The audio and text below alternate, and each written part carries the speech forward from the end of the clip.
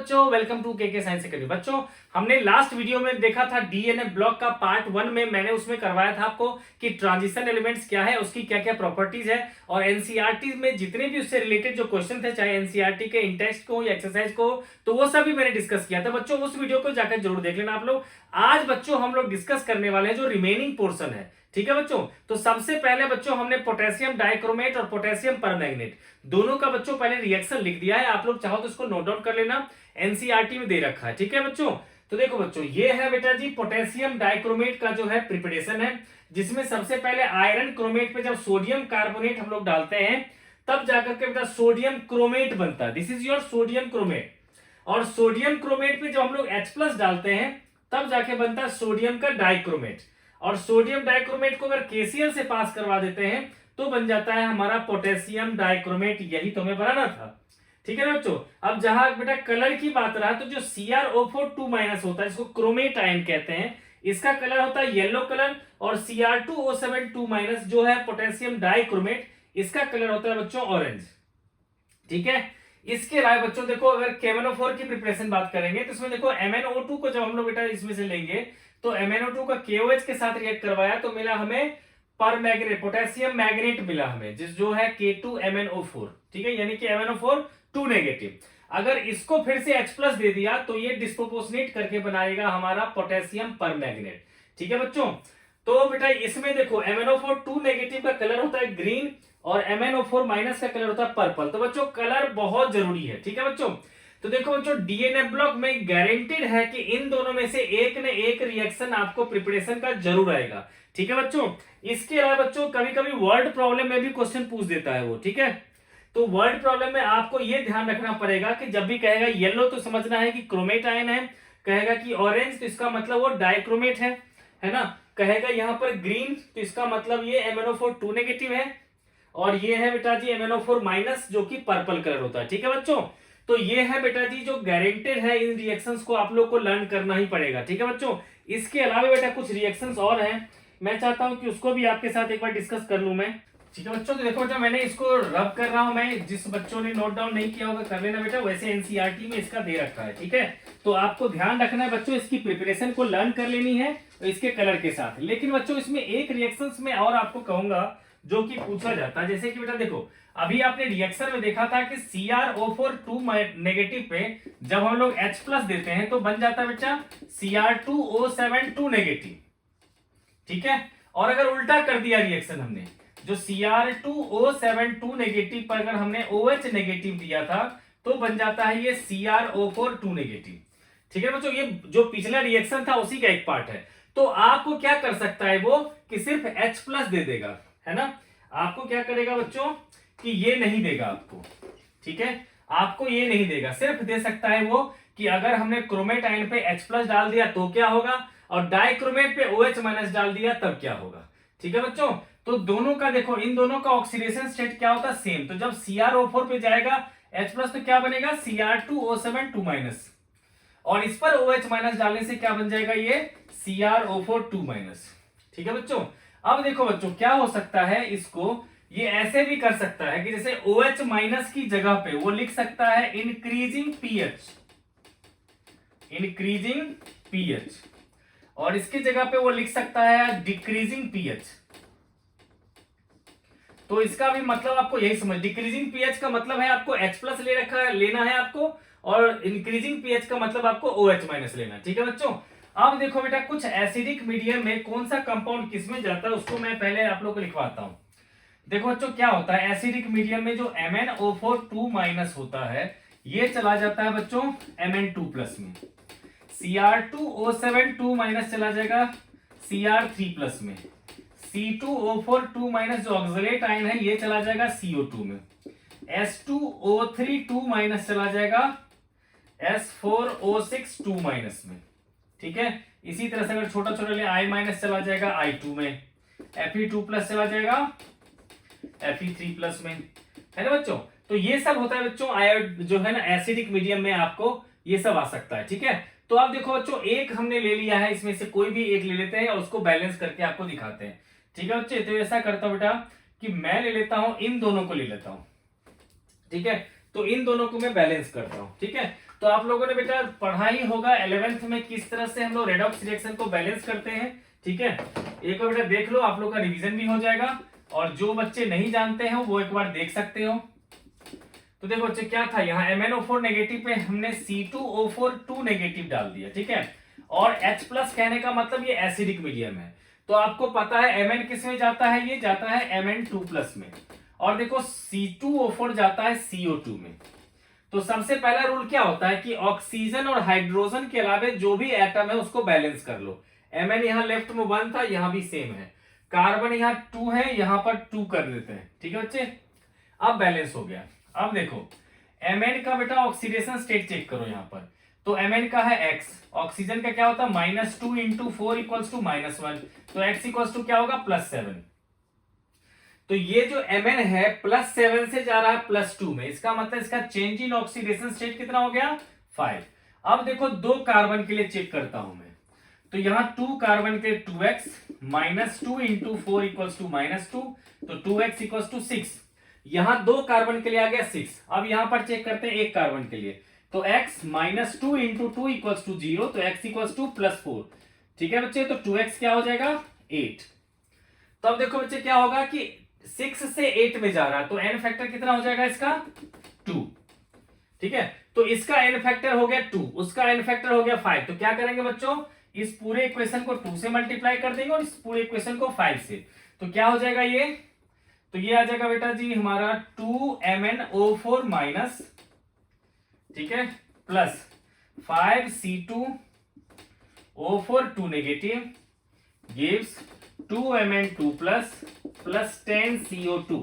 ठीक है बच्चों, अब क्या है ये एसिडिक मीडियम, तो पहले ऑक्सीजन काउंट कर लेते हैं। यहां पर हो गया 2 4 8 प्लस 20 28 हो गया, और यहां पर है 20, यानी कि यहाँ 8 ऑक्सीजन की कमी है। तो हम क्या करेंगे बच्चों 8 H2O डाल देंगे जहां कम है, और बदले में 16 हाइड्रोजन ले लिया, तो यहां पर 16 हाइड्रोजन ऐड कर देंगे। ठीक है बच्चों, तो ये हो गया बेटा जी बैलेंस इसका, जो कि एसिडिक मीडियम में। अब बच्चों बेसिक मीडियम में ज्यादातर तो नहीं होता रिएक्शन, फिर भी 1-2 लिख सकते हैं हम लोग। बेसिक मीडियम बच्चों ध्यान रखना है कि MnO4 माइनस जो है वो MnO2 में कन्वर्ट होगा। ठीक है, I माइनस जो है वो IO3 माइनस में कन्वर्ट होगा। ठीक है, S2O3 जो 2 माइनस था वो कन्वर्ट होगा बच्चों SO4 2 माइनस में। ठीक है, तो बेटा मैं ऐसा करता हूं कि एक ले लेता हूं मैं इसको। ठीक है, इन दोनों को लेकर के बेसिक मीडियम का भी एक बैलेंस कर देता हूं, एसिडिक मीडियम बच्चा कर चुका हूं मैं। ठीक है, तो बेटा इसके अलावे भी किसी को अगर ज्यादा बैलेंसिंग में प्रॉब्लम है तो मेरा रेडॉक्स रिएक्शन का वीडियो है, उसको जाकर के आप लोग देख लेना। ठीक है, तो बच्चों इसको फटाफट करते हैं। देखो बच्चों क्या है कि हमारे पास बेटा जी है MnO4 minus plus I minus, ये जा रहा है MnO2 में प्लस IO3 नेगेटिव। ठीक है बच्चे, अब देखो यहां पर हमने x की वैल्यू निकाला था +7, और यहां पर देखो x -2 इंटू 2 इक्वल्स टू 0, तो x इक्वल्स टू 4। तो देखो बच्चों क्या आ गया इसका चेंज इन ऑक्सीडेशन स्टेट, +7 से +4, मतलब n हो गया 3। अब देखो यहां एक ऑक्सीजन का चेक करता हूं, तो x plus -2 into 3 equals to -1, यानी कि x इक्वल्स टू क्या होगा 5, और यहां एक आयोडीन का कितना है -1, तो +5 और -1 में चेंज कितना से हो गया 6 का, है ना, तो इसका n फैक्टर क्या हो गया 6।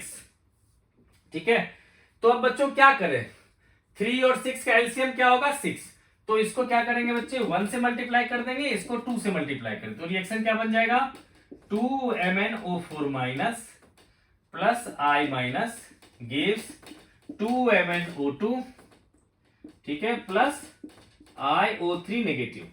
ठीक है बच्चों, अब देखो ऑक्सीजन काउंट करते हैं, तो 2 4 जा 8, और यहां देखो 2 2 जा 4 3 7, तो 7 तो ऑक्सीजन हो गया बच्चे। ठीक है, अब क्या है कि यहां पर एक ऑक्सीजन एक्स्ट्रा है, तो बेसिक मीडियम में जब भी बैलेंस करना होता है तो ध्यान रखना पड़ता है जिस साइड एक्स्ट्रा होता है ऑक्सीजन उतना ही वाटर उस साइड ऐड करते हैं। तो यहाँ एक है ऑक्सीजन एक्स्ट्रा, तो एक H2O लिखेंगे और बदले में यहां पर 2OH नेगेटिव लिख देंगे। ठीक है बच्चों, अब ये भी बैलेंस हो गया। ठीक है बच्चों, तो ये था बच्चा डी ब्लॉक एलिमेंट के रिएक्शन। अब देखो बेटा ट्रांजिशन एलिमेंट्स जो था डी ब्लॉक एलिमेंट्स के, उसमें बच्चे छोटे छोटे 1-2 प्रॉपर्टीज और हैं जो मैंने लास्ट वीडियो में नहीं कवर किया था। ठीक है, वो ज्यादा कुछ इतने बड़े हैं नहीं। देखो बच्चों क्या होता है कि जो ट्रांजिशन एलिमेंट्स होते हैं उनके पास इनकम्प्लीट डी सबसेल होते हैं, जिसके कारण क्या करता है वो कि ढेर सारा जो इलेक्ट्रॉन रिच स्पीसीज होता है उसके साथ वो कोऑर्डिनेशन कंपाउंड फॉर्म कर लेता है, जिसको आप लोग पढ़ोगे कोऑर्डिनेशन कंपाउंड चैप्टर में। ठीक है बच्चों, उसकी नेक्स्ट प्रॉपर्टी है बेटा कि अलग अलग मेटल्स जो होते हैं इसको हम अलग अलग प्रोपोर्शन में मिक्स करके मेल्ट करके हम लोग एक नया कंपाउंड बनाते हैं जिसको कहते हैं एलॉय। ठीक है, जिसमें कि अलग अलग मेटल्स की प्रॉपर्टी जो है थोड़ी बहुत प्रेजेंट रहती है और कुछ नए प्रॉपर्टी भी आ जाता है। ठीक है बच्चों, तो ये होता है बच्चों हमारा एलॉय, जिसमें क्या करते हैं हम लोग कि अलग अलग मेटल को मेल्ट करके हम लोग मिक्स करते हैं। नेक्स्ट प्रॉपर्टी है बेटा जी इसमें कि कैटालिटिक प्रॉपर्टी। ठीक है, तो कैटालिटिक प्रॉपर्टी में क्या होता है बच्चों, कैटालिटिक प्रॉपर्टी जो है उसमें क्या होता है, जो मेटल जो है वो सरफेस केमिस्ट्री में क्या करता है, हेट्रोजीनियस कैटालिसिस की तरह काम करता है। ठीक है, अगर आपको समझ में नहीं है तो आप ऐसे भी समझ सकते हो बच्चों, ऑर्गेनिक में भी आप लोगों ने पढ़ रखा है कि जैसे कि मान लो बेटा हमारा है मॉलिक्यूल है CH ट्रिपल बॉन्ड CH, इस पर मैंने अगर H2 डाल दिया था तो उसमें पैलेडियम लेना पड़ता था C के साथ, तो बनता था बच्चों हमारा CH2 डबल बॉन्ड CH2।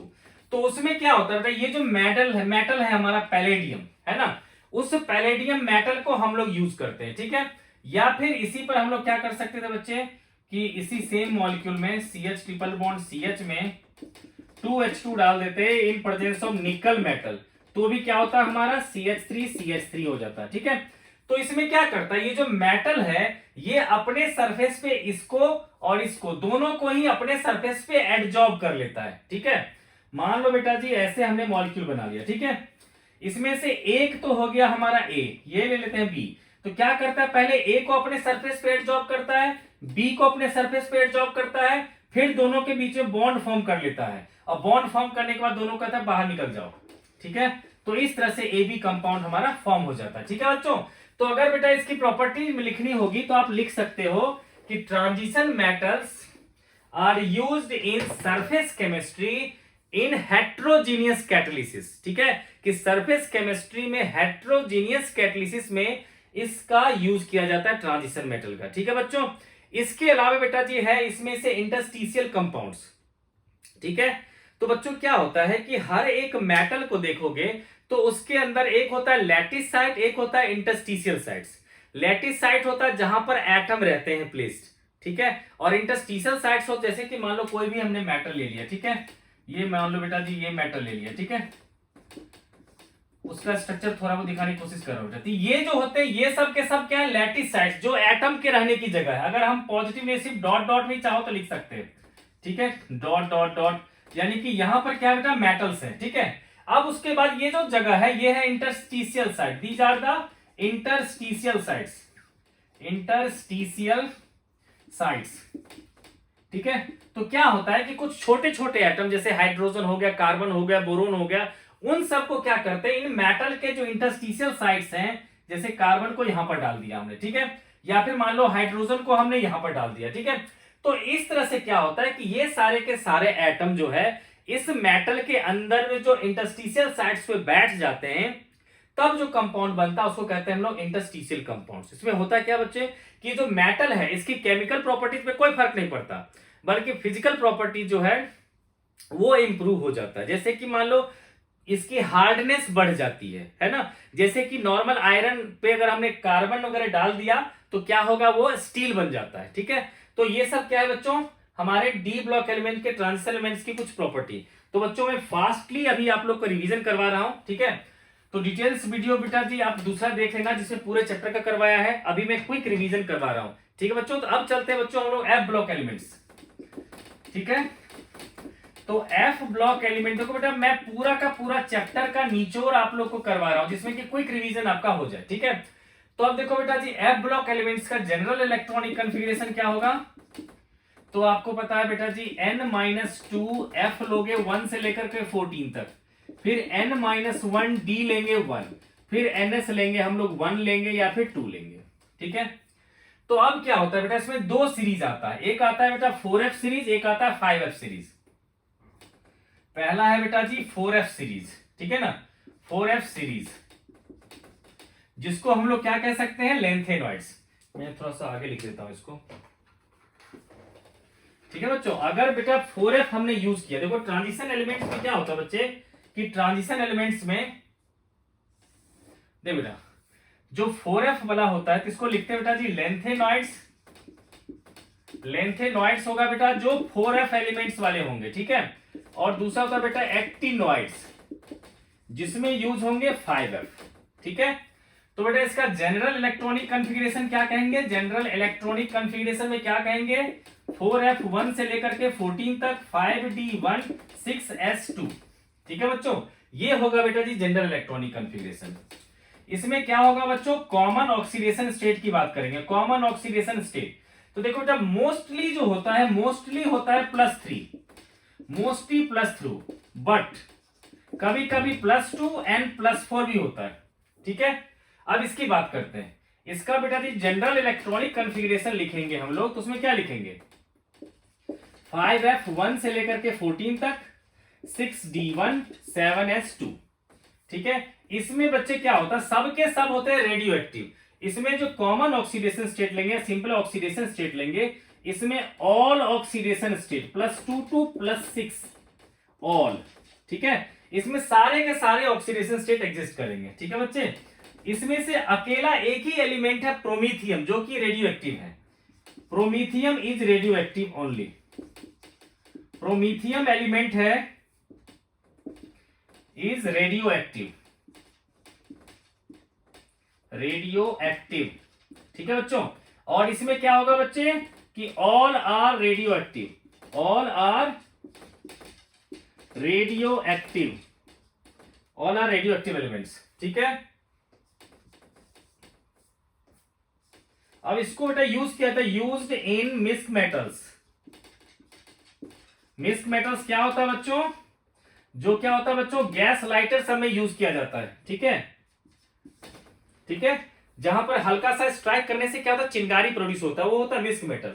और इसमें क्या होगा बेटा, used in power generation, used in power generation. Power generation का मतलब क्या होगा बच्चे कि जैसे कि यूरेनियम हो गया, प्लूटोनियम हो गया, ठीक है।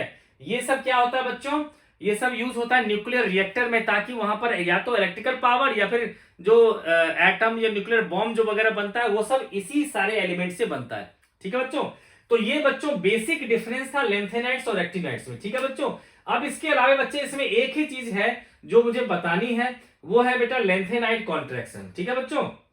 तो अभी मैंने फटाफट बता दिया बेटा कि इसका जनरल इलेक्ट्रॉनिक कॉन्फ़िगरेशन 4f से होगा, उसका 5f से होगा। इसका कॉमन ऑक्सीडेशन स्टेट मोस्टली तो +3 होता है, कभी कभी +2 और +4 भी होता है।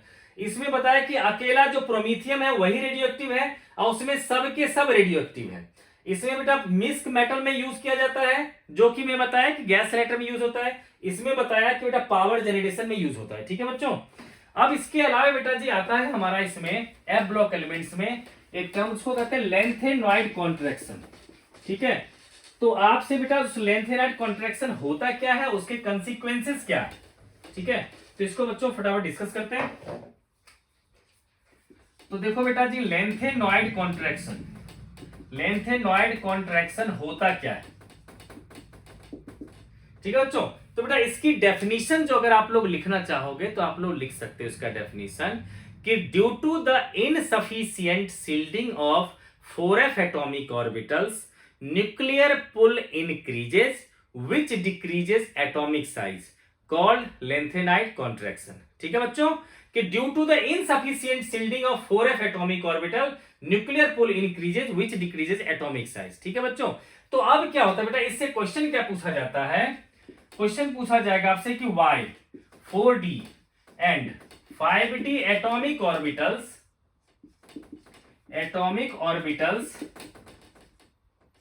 have identical size, बेटा आपसे क्वेश्चन पूछा जा रहा है कि जो 4d और 5d के जो एटॉमिक ऑर्बिटल्स हैं उन दोनों की साइज जो है वो आइडेंटिकल क्यों होता है, ठीक है।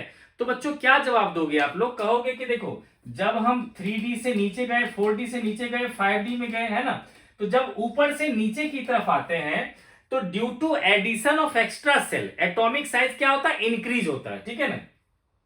जब मैं 4D से 5D की तरफ जाऊंगा तो पहले क्या था, सिर्फ 4 सेल थे, अब क्या हो गया, 5 सेल हो गए, है ना। तो एक्स्ट्रा सेल बढ़ने के कारण साइज उसका बढ़ता है, और at the same time lanthanoid contraction होता है ना, लेंथेनॉइड कॉन्ट्रैक्शन होता है, लेंथेनॉइड कॉन्ट्रैक्शन होगा बच्चों, जिसके कारण क्या होगा, उसका साइज रिड्यूस भी कर जाएगा, ठीक है। तो जितना साइज बढ़ा उतना ही नियरली साइज जो है डिक्रीज भी हो जाता है, इसके कारण क्या होता है कि उसका नियरली सेम साइज होता है, ठीक है बच्चों। तो ये रहा बच्चों डीएनए ब्लॉक एलिमेंट्स के कुछ क्विक रिवीजन मैंने करवाया बच्चों। डिटेल्स के लिए मैंने अलग से वीडियो दे रखा है बेटा, उसको देख लेना। अभी मैं सीबीएसई के लिए और जीमेन के लिए मैंने क्विक रिवीजन के लिए वीडियो बनाया, ठीक है बच्चों। तो बच्चों इस चैनल को सब्सक्राइब कर लो, हम लोग मिलते हैं नेक्स्ट वीडियो में।